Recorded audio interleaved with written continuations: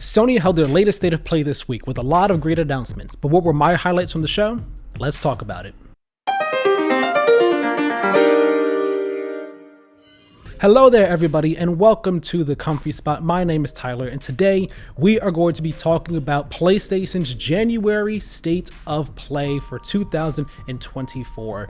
This week Sony held their latest State of Play. We've been waiting a long time for a new one. It's been quite a while since we had a State of Play, and I have to say, in my opinion, this year's show, this month's show, this week's show did not disappoint in the slightest bit for me personally. I didn't expect much first party stuff going into it, just a little bit. We got a little bit of some first party PlayStation Studios related stuff in there, but it was mostly a third party focused show, and I don't think that was a bad thing. They set expectations, they hit those expectations, and even exceeded them in some ways. It was a really great show overall. 40 minutes roughly, plenty of games, about 15 or so. We got a good look at highly anticipated games coming up soon, such as Dragon's Dogma 2, and we also got new announcements of some games that I know fans are really excited for, such as Sonic and Shadow Generations. So a lot of stuff to get excited for, a lot of stuff to get hyped about, but today I want to talk about my 6 highlights from the show. The games that I am most excited for, the ones that stood out the most to me from this event. So without further ado, let's start talking about them. First up is going to be none other than Stellar Blade, coming from developer Shift Up. We finally got our brand new look at this much anticipated game. It's been a while since we last saw it. It's been a while since we heard anything from it really, but we did recently hear that Sony and developer Shift Up, they are working now in like a second party manner, so to speak. So once that happened last year, I was anticipating, I was like, okay, it's going to be coming soon. It's coming soon. I predicted it might show up at the Game Awards. It didn't, and here we go now at this State of Play. And it was a really great trailer. It was a great overview trailer giving us a better idea of what we can expect from Stellar Blade. We saw a lot of raw gameplay, a lot of looks at the combat. The combat continues to look really exciting, really fast-paced, really energetic, and just super action heavy. It looks like a lot of fun. Loved it. We got to look at the world of Stellar Blade. Now we know a better idea of the story as well. And the story premise reminds me a lot of Nier Automata in the sense of Eve. She is a member of this airborne squad from this off-world colony. The game takes place in like a post-apocalyptic Earth.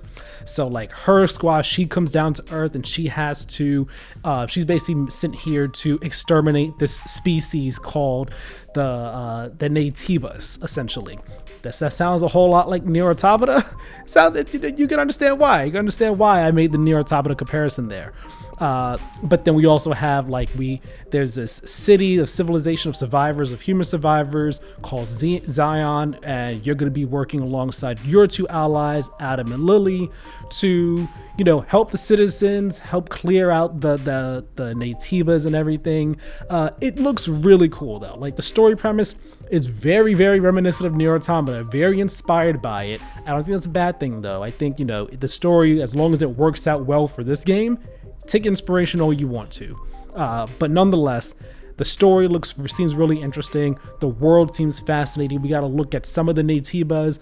There are also different robots and other creatures that we'll be fighting as well. Eve has different outfits you could change her into. There are different weapons you could unlock, gear you could upgrade, skills you can unlock and progress through and everything as well. Side quests too that you'll be getting from the citizens of Zion. There's a lot of stuff that they talked about, and this look at Stellar Blade just got me so much more excited for it than I admittedly was before. Before I was interested, not super excited or hyped, but this got me very excited and very hyped.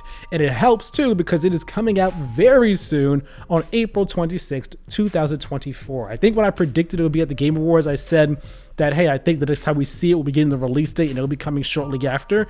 Yeah, I was not too far off the mark on that one. It is coming April 26th this year, so very soon. So clear out your calendars for end of April, beginning of May, if you're interested in Stellar Blade like I am, because it's coming up fast, and I feel like it's going to be a pretty good one. It's going to be worth it all our time. My next highlight is going to be Silent Hill: The Short Message, coming from Konami, of course. This is surprisingly a first-person Silent Hill game, and you're playing as this girl named Anita in an apartment building where it seems like she's being haunted by a friend of hers, and for some reason, it's not exactly clear, but it is so spooky, so ominous. It gives off very clearly major PT vibes, which is very ironic considering, you know, the whole history surrounding PT, Kojima, and Konami and Silent Hill. That whole history, it's funny how it's fully come full circle here with Silent Hill: The Short Message. I'm not a Silent Hill person. I'm not a horror person, psychological horror person. I'm really not at all. So I'm not going to be playing this. It is a free-to-play game. It's out right now, so I'm sure many people have already played it by the time you watch this video. Or if you're not, then maybe you want to play it now. So I'm not going to be playing it because I'm not really into it. But this just stood out to me in just the best way possible. It just gives off the best vibes, the best tone, the best energy. I just loved this look at the game. I felt terrified watching it because it reminded me of when I played PT and I was just like, oh dear God. So this was super cool. I hope that fans are enjoying it. I hope that it's living up to expectations and hopes and dreams and everything. And I hope that, you know, it's giving the fans faith in the future of Silent Hill. Because we still have Silent Hill F coming down the pipeline and the 2 remake as well. And also Townfall. So there's more Silent Hill coming. And I hope that this is, you know, enough to give people faith. Like, hey, Silent Hill and Konami, they're on the right track for the future. My next highlight from the state of play is going to be Judas, coming from Ghost Story Games, headed up by Ken Levine, who was the creator of the BioShock series. We saw this first, I believe, at the Game Awards in 2022, so it's been a while. It was either the Game Awards or Summer Game Fest. It was a Keighley event where we first saw it. It's been a while since we last saw it, though, and man, this game, it just continues to impress me every single time we've seen it. We now know this trailer gave us, you know, it was more of a story trailer, gave us a better idea of what the story is for Judas, and we saw a bit more gameplay here as well. The gameplay, of course, continues to basically be looking like BioShock in space, which is not a bad thing. We all wanted more BioShock. I'm so down for that. And even story-wise, tonally, it still seems like it's giving BioShock in space. Again, not a bad thing. We know now that the space station that the game is going to be set on is the Mayflower, and we get this narration from our main character, who we now know her name is Judas, and she's basically saying that, you know, essentially the people on the ship, they've been more or less brainwashed by the big 3 rulers of the ship, the guy with the cowboy hat, the black woman, and then the other woman with the pink hair and all. And how they've been brainwashed by them to be like, basically make everyone the model citizens. How the people on the ship, their thoughts aren't their actual thoughts. They're what the people, basically the big 3, want them to think. And Judas, she's like, no, I'm breaking this, whether you like it or not. I'm breaking you all out of this. And so it really puts the game's tagline in a different context. The game's tagline is "Fix what you broke." So now we have this question of, okay, fix what we broke. Are we fixing what we broke by putting things the way they're supposed to be, the way they should be, giving people their free will and all? Or is it a thing of fixing what we broke where, no, we did this, we realized that was the wrong thing to do, we have to put it back to how it was for the betterment of everyone else? Or is it a thing where we can choose what we want to do? I'm very interested and very excited to find out what's going on in Judas, what the game's story is, how it all plays out, play more of the game, see the powers, explore the Mayflower space station. It just all looks so cool, so interesting. It is going to be fixing that, you know, fulfilling that BioShock fix, that hole that I've been waiting for since BioShock Infinite. So Judas, it's on my watch list. We don't have a date for it, no year or anything, just know it's in development, but I don't expect it this year. I'm expecting a 2025 release window for Judas when it eventually gets one. So counting on that one, I'm looking forward to that. Next is going to be the PSVR 2 section. We got 2 games for PSVR 2 in the state of play, and I'm bundling them into one highlight because, one, I just think that it's great that we got some PSVR 2 here. I wish we got more than just these 2 games, but the 2 that were shown stood out to me and they look really awesome. Those two being one, Metro Awakening VR, coming from Vertigo Games. It's coming later on this year. It is a prequel to Metro 2033, and it's a VR game in the Metro universe, and it looks really good graphically. I don't know if it's gonna end up being the Half-Life Alyx, so to speak, for PSVR 2. It's not exclusive to PSVR 2. It is also coming to Steam as well. But nonetheless, it looks really cool, really awesome. And I mean, the Metro series, it's all about the tone, the vibe, that feeling, that oppressive feeling. It just like getting that in VR. It looks like it's just going to be a match made in heaven. So I'm looking forward to seeing how that one turns out. The other VR game that we got for PSVR 2 at the State of Play is Legendary Tales, coming from Urban Wolf Games. It's coming to PSVR 2 actually on February 8th, so very soon. And this one, it's more or less a fantasy action RPG, physics-based game where you can do a whole lot of cool stuff fighting. You can, take your sword and flip it and use the cross guard to kill enemies. You can take a skeleton, slam them down to a table, then punch them out and stuff. Take a skeleton's head or rip it off their body, use it as a shield against another skeleton and punch them out. It looks crazy. It looks like a lot of fun, and it just really spoke to me. Again, this is not a PSVR 2 exclusive game. I looked it up, and if I'm correct, it's already on Steam. So it's just coming to PSVR 2 now, but it stood out in a really good way. Both these games did. Again, I wish we got at least one more PSVR 2 game to at least, be some show of support for the platform from Sony. Even if they're not first party, another PSVR 2 game would have been great. But nonetheless, still happy with these two. They look really great. They look awesome, and I'm so down for both of these games here. My next highlight is going to be Rise of the Ronin. Yes, this upcoming samurai Ronin gate type action adventure game coming from Team Ninja. We've known about it for a while. We've seen a bunch of trailers for this game already, but we haven't really gotten to see too much raw gameplay, get a nice overview of it, and this trailer did just that. Gave us a great look at gameplay. We saw that, we saw the grappling hook, got a bit more of an idea of that. You can use the grappling hook to grapple onto the top of buildings. You have an air glider that you can use as well to fly around, which we saw before in trailers, but you can grapple into the air and then pull it out and then glide through the air, and then go right from gliding directly down onto your horse and ride your horse around. That looks super cool. You can also use the grappling hook in combat or in stealth. So we saw the character sneaking up behind an enemy that was on this watch post. They just used the grapple to pull them down and took them out and stuff. That was cool. There's different combat styles that we saw with the sword and everything, so that seems interesting. Of course, Team Ninja game bosses and everything are going to be intense. We saw a massive enemy here. It looks like something you would see in a Resident Evil type game or something, or Neo or whatever. I mean, this team did make Neo, but still, seems pretty wild to be in a game that's as grounded as this one is, but nonetheless, still very cool. And we also saw different weapons that we could be using, such as the guns, the flamethrower type weapon. It just all looks really cool, and this was a showing for it that got me very excited, very hyped for Rise of the Ronin when it comes out March 22nd. I don't know if I'll be there day one just because of other games and time and money, but I do want to play this game at some point this year. Who knows if I'll review it? I would love to. It's just a matter of time and everything. But man, Rise of the Ronin, big highlight from the State of Play. Loved it. And my final highlight from the State of Play this week is going to be none other than, I'm going to call this the Kojima section, where we got a 9-minute trailer for Death Stranding 2 that just blew the lid off of this game's story in the way that you would expect a Kojima trailer too, and that you see a whole lot and it reveals a lot, but at the same time reveals not too much and keeps things really mysterious and all. It was a very cool trailer though.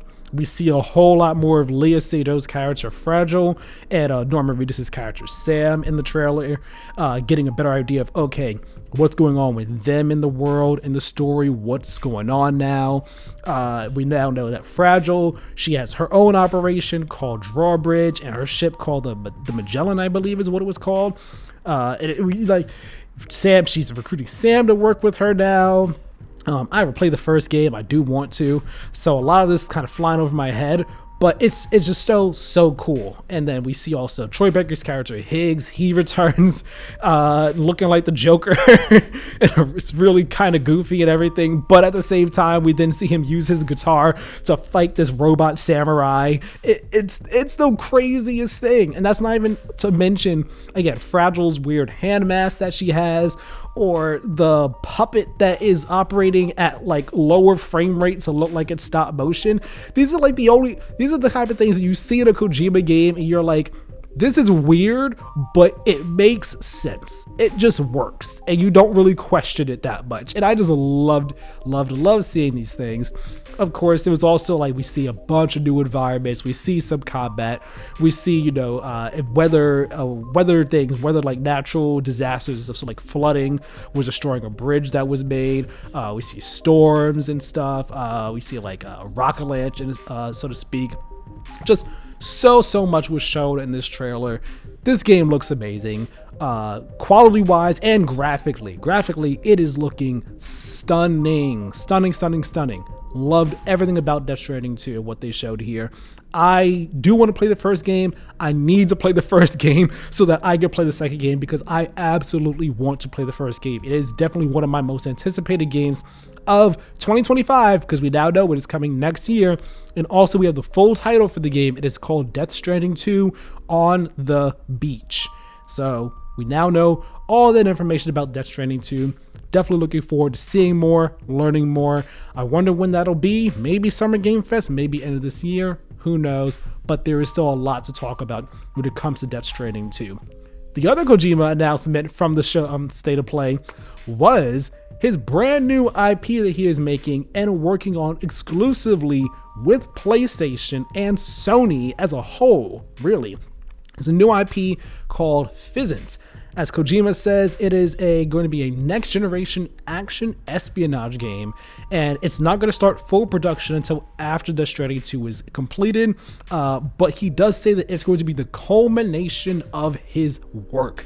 That's high expectations right there. And then he goes on to say, it's going to bring together cutting edge technology and talent together. And he says it's a game, but like it's also going to be a movie in terms of like how it looks, feels, the cast, the visuals and stuff. Like the way he talks about it. He also talks about how, Sony, they work in movies and music and TV and everything. And it seems like he wants to take Physint and just apply it as not just a game, but apply it to those other different avenues of Sony's levels of expertise. So Physint seems like it's going to be really ambitious and really interesting and creative and just weird in terms of how boundary pushing it is, in terms of being a game, but also more than a game. The way that Kojima likes to try to make his things. Like he's very clearly inspired by film. We all know this. He wants to make movies. It's very clear. I mean, a Death Stranding movie is in the works. That he is like 100% behind that. He is working on that movie. But it seems like Physint is going to be the one thing that really pushes the boundaries of blurring those lines in only a way that Hideo Kojima can. So I'm very interested in this. I don't expect this anytime soon at all. I don't think we'll hear about it again anytime soon, similar to OD. I mean, he says it's a next generation action espionage game coming after Death Stranding 2. When he says next generation, does he mean, just like the next iteration of what action espionage is? Or does he mean like PlayStation 6 next generation? Who knows? Regardless, I don't expect this game to be coming out until, let's see, it's 2024 now. I wouldn't expect this to release until 2028 at the earliest, at the absolute earliest. I wouldn't expect us to see anything of this game until like 2027, really? 2027 is being very generous. 2026 would be very early to see something, but I mean, crazier things have happened, and his team seemed to work pretty fast. But 2027 is when I think we'll see something for the first time. 2028 is very early in terms of release, but I think that's the absolute earliest it will happen. So with that timeline, maybe it is actually PlayStation 6 next generation. Who knows? Still, a lot to get excited about regarding Physint and really this state of play as a whole. It was a really great state of play. I really enjoyed it. 40 something minutes of just nothing but heat. all gas, no brakes. I really enjoyed it. Now we do have the question, when are we going to be getting a PlayStation showcase proper? When are we going to be getting another state of play that focuses more on first party stuff? We know the next state of play is coming this coming week on the 6th. It's going to be all about Final Fantasy VII Rebirth. I will not be watching that. I'm going media blackout on that game essentially now. I don't need to see or hear anything more about it. But when are we going to be hearing more about PlayStation's first party studios? Naughty Dog, Sucker Punch, Sony Santa Monica, Band Studio. When are we going to hear about what they're working on? When are we going to see their new projects? Because they're all working on something. It's just a matter of what those things are and when we'll get them. Hopefully we hear about it soon. Let me know though down in the comment section what your highlights of this state of play were, what you thought of it. Did you enjoy it? Was it not that great to you? Was it an A+? Let me know all your thoughts down in the comment section below. Leave a like on this video if you enjoyed, and subscribe to the channel for more videos, and hit that notification bell so you know as soon as new videos go live. My name is Tyler. This has been The Comfy Spot. I'll talk to you all next time. Have a great one.